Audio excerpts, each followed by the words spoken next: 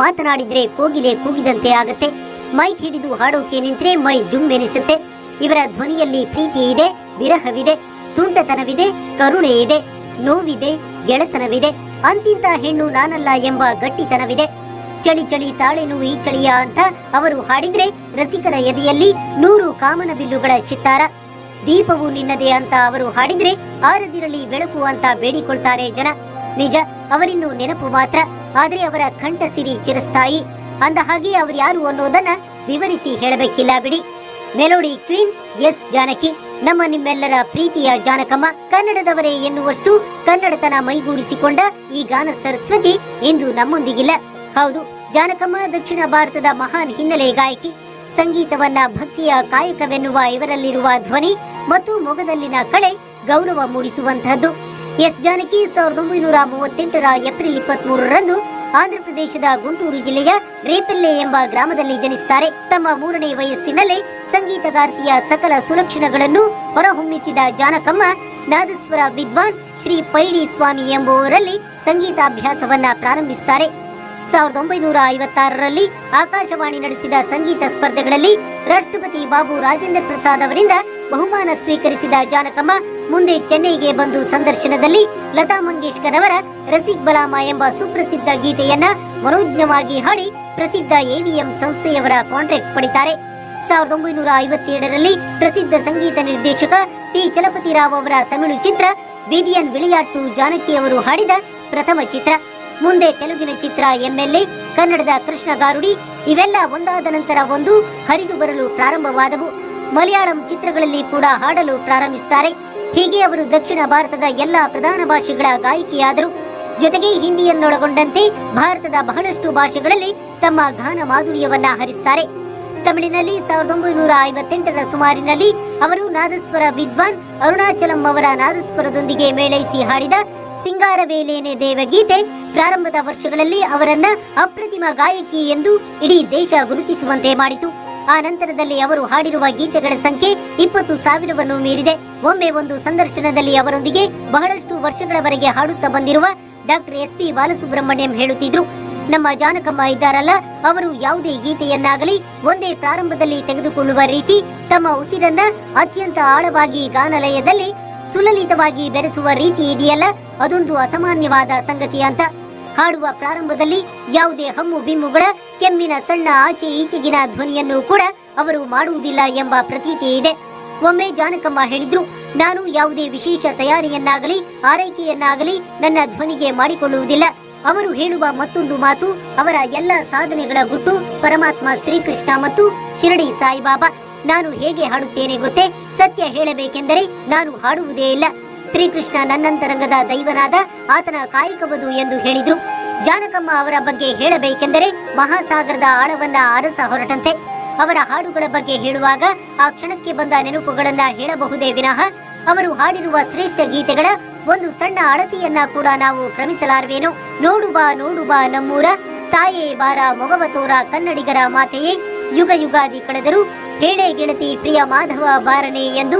ಯಾವ ಜನ್ಮದ ಮೈತ್ರಿ ಈ ಜನ್ಮದಲ್ಲಿ ಬಂದು ದೋಣಿ ಸಾಗಲಿ ಮುಂದೆ ಹೋಗಲಿ, ಮೂಡಣ ಮನೆಯ ಮುತ್ತಿನ ನೀರಿನ ಎರಕವ ಹೊಯ್ದ ಜಯಗೌರಿ ಜಗದೀಶ್ವರಿ, ಆಡೋಣ ಬಾಬಾ ಗೋಪಾಲ, ನಂಬಿದೆ ನಿನ್ನ ನಾದ ದೇವತೆಯ, ಅಭಿಮಾನ ತಳೆದ ತಾಯಿ ಭಾರತೀಯೇ, ಭಾರತ ಭೂಷಿರ ಮಂದಿರ ಸುಂದರಿ, ಶರಣು ವಿರೂಪಾಕ್ಷ ಶಶಿಶೇಖರ, ಜ್ಯೋತಿಯಾವ ಜಾತಿಯಮ್ಮ ಜಗದೀಶ್ವರಿ, ಭಾನಲ್ಲೂ ನೀನೆ ಭುವಿಯಲ್ಲೂ ನೀನೆ, ಬಿಸಿಲಾದರೇನು ಮಳೆಯಾದರೇನು, ಹೋಗದಿರಲೋ ರಂಗ ಕರಿಯೇ ಕೋಗಿಲೆ ಮಾಧವನ, ಗಗನವು ಎಲ್ಲೋ ಭೂಮಿಯು ಎಲ್ಲೋ, ಪಂಚಮ ವೇದ ಪ್ರೇಮದನಾದ, ಇಂದು ಎನಗೆ ಗೋವಿಂದ ನಿನ್ನೆಯ ಪಾದಾರವಿಂದವ, ದೇವರ ಆಟ ಬಲ್ಲವರಾರು, ಹೂವೊಂದು ಬೇಕು ಬಳ್ಳಿಗೆ, ರಾಘವೇಂದ್ರ ನೀ ಮೌನವಾದರೆ ನನ್ನ ಗತಿಯೇನು, ಗುಮ್ಮನ ಕರೆಯದಿರೆ ಅಮ್ಮ ನೀನು, ಹೋಗದಿರಲೋ ರಂಗ.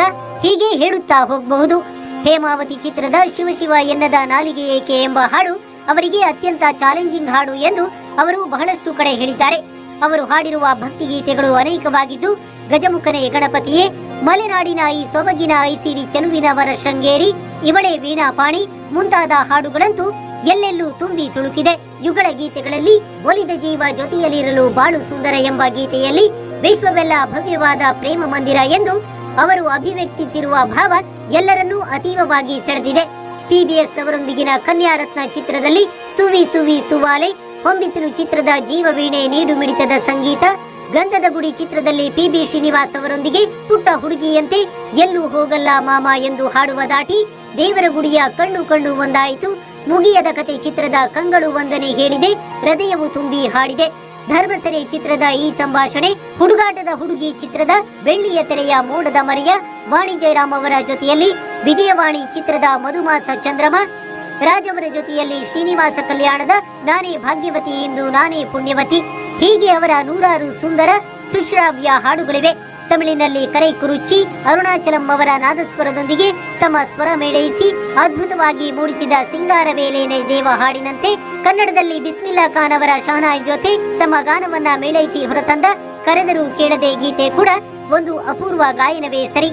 ಇಂತಹದ್ದೇ ರೀತಿಯಲ್ಲಿ ಎಸ್ ಜಾನಕಿ ಅವರು MS ಗೋಪಾಲಕೃಷ್ಣನ್ ಅವರ ಪಿಟೀಲು ವಾದನ, ನಾಮಗಿರಿಪೇಟೆ ಕೃಷ್ಣನ್ ಅವರ ನಾದಸ್ವರ ಮತ್ತು ಹರಿಪ್ರಸಾದ್ ಚೌರಾಸಿ ಅವರ ವೇಣುವಾದನದ ಜೊತೆ ಕೂಡ ತಮ್ಮ ಗಾನ ಮಾಧುರ್ಯವನ್ನ ಮೇಳೈಸಿದ್ದಾರೆ.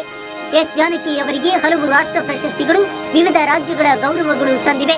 ನಮ್ಮ ಕರ್ನಾಟಕ ರಾಜ್ಯದಲ್ಲಿ ಹೊರ ರಾಜ್ಯಗಳ ಗಾಯಕರು ಹಾಡಿದ ಹಾಡಿಗೆ ಪ್ರಶಸ್ತಿ ನೀಡುವುದಿಲ್ಲ ಎಂಬ ಪದ್ಧತಿ ಜಾರಿಯಲ್ಲಿದೆ. ಹೀಗಾಗಿ S Janaki, SPB, PBS, P Sushila, Vani Jayaram ಇಂತಹ ಮಹಾನ್ ಗಾಯಕರಿಗೆ ಅವರ ಉತ್ತಮ ಹಾಡುಗಳಿಗೆ ಪ್ರಶಸ್ತಿ ಈ ರಾಜ್ಯದಲ್ಲಿ ಬಂದಿಲ್ಲ. ಎಸ್ ಜಾನಕಿ ಅವರು ಕೂಡ ಈ ಕುರಿತಾದ ನೀತಿ ಕಲಾವಿದರಿಗೆ ಅಗೌರವ ಎಂದೇ ಭಾವನೆ ವ್ಯಕ್ತಪಡಿಸಿದ್ದುಂಟು. ಆದರೆ ಜಾನಕಮ್ಮ ಅವರು ಪ್ರಶಸ್ತಿಗಳನ್ನ ಮೀರಿದ ಕಲಾವಿದೆ. ಇದನ್ನ ಅರಿತ ಕನ್ನಡ ನಾಡಿನ ಮೈಸೂರು ವಿಶ್ವವಿದ್ಯಾಲಯ ಅವರಿಗೆ ಗೌರವ ಡಾಕ್ಟರೇಟ್ ಪದವಿ ಇತ್ತು ಸನ್ಮಾನಿಸಿದೆ. ಇತ್ತೀಚಿನ ವರ್ಷದಲ್ಲಿ ಭಾರತ ಸರ್ಕಾರ ಪದ್ಮಭೂಷಣ ಪ್ರಶಸ್ತಿಯನ್ನ ಎಸ್ ಜಾನಕಿ ಅವರಿಗೆ ಘೋಷಿಸಿದಾಗ ಪದ್ಮ ಪ್ರಶಸ್ತಿಗಳಲ್ಲಿ ದಕ್ಷಿಣ ಭಾರತೀಯರ ಬಗ್ಗೆ ಅಸಡ್ಡೆ ಇರುವುದನ್ನ ವಿರೋಧಿಸಿ ಜಾನಕಮ್ಮ ಈ ಪ್ರಶಸ್ತಿಯನ್ನ ತಿರಸ್ಕರಿಸಿದ್ರು. ಜಾನಕಮ್ಮ ಅವರ ಈ ವಾದದಲ್ಲಿ ಹುರುಳಿಲ್ಲದೇ ಇಲ್ಲ. 83 ವರ್ಷದ ವಯಸ್ಸಿನಲ್ಲಿ ನಿಧನರಾದ PB ಶ್ರೀನಿವಾಸ್ ಅವರಿಗೆ ಯಾವುದೇ ಪದ್ಮ ಪ್ರಶಸ್ತಿ ಸಂದಿಲ್ಲ. ಇಲ್ಲಿನ ಅನೇಕ ಪ್ರಸಿದ್ಧ ಕಲಾವಂತರಿಗೆ ಈ ಪ್ರಶಸ್ತಿ ಸಂದಿಲ್ಲ ಎನ್ನುವುದು ಎಲ್ಲರಿಗೂ ತಿಳಿದ ವಿಷಯ. ಈ ನಿಟ್ಟಿನಲ್ಲಿ ಜಾನಕಮ್ಮ ಅವರ ನಿರ್ಧಾರ ಅವರ ಅಭಿಮಾನಿಗಳಿಗೆ ಈ ಪ್ರಶಸ್ತಿಗಳನ್ನ ಮೀರಿದ ಹೆಚ್ಚಿನ ಆರಾಧನಾ ಭಾವವನ್ನ ತಂದಿದೆ. ಎಸ್ ಜಾನಕಿಯಂತಹ ಮಹಾನ್ ಗಾಯಕರು ಎಷ್ಟು ವರ್ಷ ಹಾಡುತ್ತಿದ್ರು ಅದಕ್ಕೆ ಬೇಡಿಕೆ ಇದ್ದೇ ಇರುತ್ತದೆ. ಇತ್ತೀಚೆಗೆ ಸಾರ್ವಜನಿಕವಾಗಿ ಹಾಡುವುದನ್ನ ನಿಲ್ಲಿಸಿದ್ರು. ಅವರು ಇತ್ತೀಚಿನ ಹಿರಿಯ ವಯಸ್ಸಿನಲ್ಲಿ ಹಾಡಿದ್ದನ್ನ ಕೇಳಿದಾಗಲೂ ಆ ಧ್ವನಿಯ ಮಾಧುರ್ಯ ಈಗಲೂ ಹಾಗೆ ಇದೆಯಲ್ಲ ಎಂಬ ಅಚ್ಚರಿ ಮೂಡುತ್ತಿತ್ತು. ಎಸ್ ಜಾನಕಿ ಅವರೇ ಹೇಳುವಂತೆ ಎಲ್ಲ ಅವರ ಅಂತರಂಗದ ಪರಮಾತ್ಮನ ಧ್ವನಿಯೇ ಆಗಿರುವಾಗ ಅದು ಮಾಸುವುದಾದ್ರೂ ಹೇಗೆ? ಶ್ರೀಕೃಷ್ಣ ಪರಮಾತ್ಮನನ್ನೇ ತಮ್ಮ ಅಂತರಂಗದ ದೇವತೆಯಾಗಿ ಹೊಂದಿರುವ ಈ ಮಹಾನ್ ಪ್ರತಿಭೆಗೆ ನಾವೇನು ತಾನೇ ಹೇಳಬಲ್ಲೆವು? ಗಾನವಿ ಫುಡ್ ಪ್ರಾಡಕ್ಟ್ ಜಗತ್ತಿನಲ್ಲಿಯೇ ಹೆಸರಾದ ಮಲೆನಾಡಿನ ಪರಿಮಳಯುಕ್ತ ಸಾವಯವ ಪದ್ಧತಿಯಲ್ಲಿ ಬೆಳೆಯಲಾದ ಆಹಾರ ಉತ್ಪನ್ನಗಳು. ಶುದ್ಧವಾದ ಅಕ್ಕಿ ಹಿಟ್ಟು, ರಾಗಿ ಹಿಟ್ಟು, ಸಾವಯವ ಬೆಲ್ಲ ಹಾಗೂ ಮಸ್ಟ್ ಕ್ವಾಲಿಟಿ ಗುಡ್ ಪ್ರಾಡಕ್ಟ್. ಉತ್ತಮ ಗುಣಮಟ್ಟದ ಯಾವುದೇ ರಾಸಾಯನಿಕಗಳ ಮಿಶ್ರಣವಿಲ್ಲದೆ ಸಂಸ್ಕರಿಸಿದ ಅತ್ಯಂತ ರುಚಿಕರವಾದ ಗಾನವಿ ಫುಡ್ ಪ್ರಾಡಕ್ಟ್. ನಮ್ಮ ಗಾನವಿ ಫುಡ್ ಪ್ರಾಡಕ್ಟ್ ನಿಮಗಾಗಿ ವೈವಿಧ್ಯಮಯವಾದ ಉತ್ಪನ್ನಗಳೊಂದಿಗೆ ಸದಾ ಸೇವೆ ನೀಡಲು ಮತ್ತು ನಿಮ್ಮ ಕುಟುಂಬದೊಂದಿಗೆ ನಿಮ್ಮ ಅಮೂಲ್ಯ ಕ್ಷಣಗಳನ್ನು ಉತ್ತಮ ರುಚಿಯೊಂದಿಗೆ ರಸಮಯವಾಗಿಸಲು ಪ್ರೇರೇಪಿಸುತ್ತದೆ. Ganavi food product